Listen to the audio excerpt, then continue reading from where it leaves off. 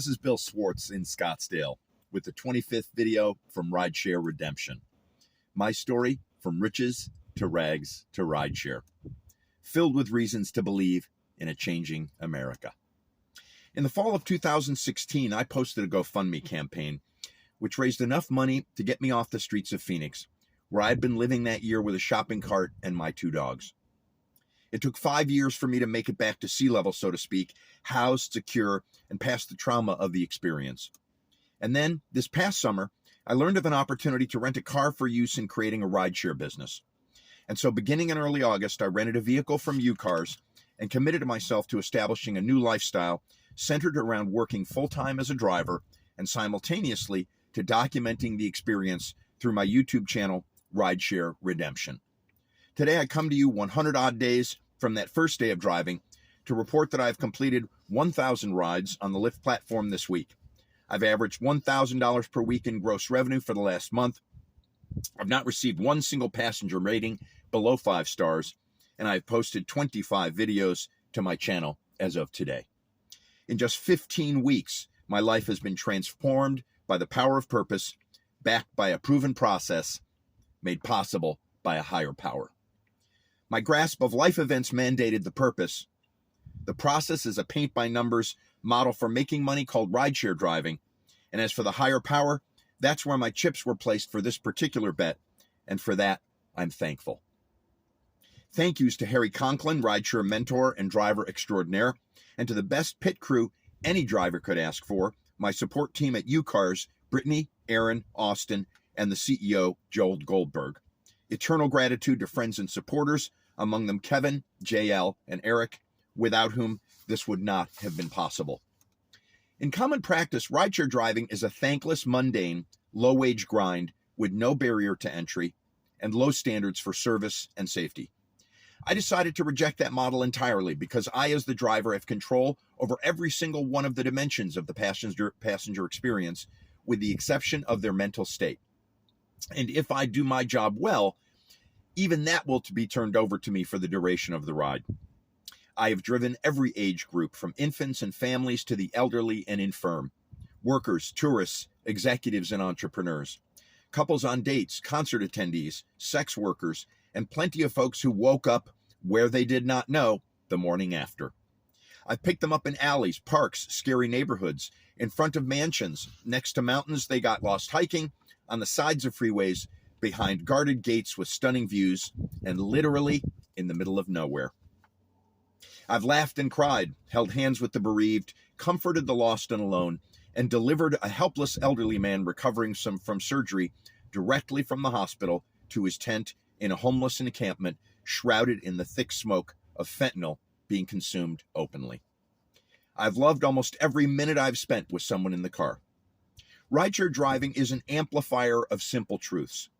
Due to the close quarters and intimacy of the setting, strangers placed in proximity, shrouded in some way by uncertain vulnerability, may easily rub each other the wrong way. I've built a layer cake of value and unique experience that starts with intention. An intention to intuit what each individual needs, lead with respect and warm hospitality, and to create a state inside the car marked by a very evident commitment to the passenger as the center of my universe. Making use of the backsides of the front seats, passengers settle into a space featuring magazines, an array of throwback gums and candies, charge cords, my professional profile, and a guest book with colored gel pens. After confirming our destination and offering a quick overview of the items before them, we ride with gentle music, and they set the conversational tone. Young people and couples are most likely to put something in the guest book, the pages of which I post to Instagram at Rideshare Redemption. About 30% of passengers ask me about the profile and or about how I came to create the ride strategy I use. I give those people a short narrative about my journey through homelessness and past it to the present, and how that informs what I'm trying to create for passengers as an amends exercise of sorts. 10% of my passengers take a copy of my profile and personal story with them when they exit, and some go to the channel while still in the car.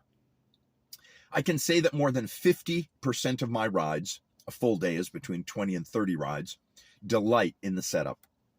If you saw my video entitled "What is my product?", you know that my real guiding purpose is to create the possibility for something the Greek philosopher Aristotle spoke of called kairos, actual openings in time through which transformative moments may pass into the heart of the person who experiences it.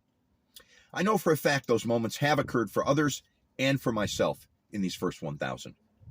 One of the tools I use to help create an elevated energy, something like a final magic trick for a stage act, are gifts of $2 Arizona Scratcher lottery tickets, which I bring out with some flair at the end of select rides. Reactions have ranged from a couple of polite refusals to absolute over-the-top delight, which is the average reaction. The big takeaway from this first 1,000 is that rideshare is a classroom on wheels with 3 tracks or themes. Theme number 1 is self. If you are to be successful, the ego and the self must be filed down and gotten out of the way. Wax on, wax off. Theme number 2 is service.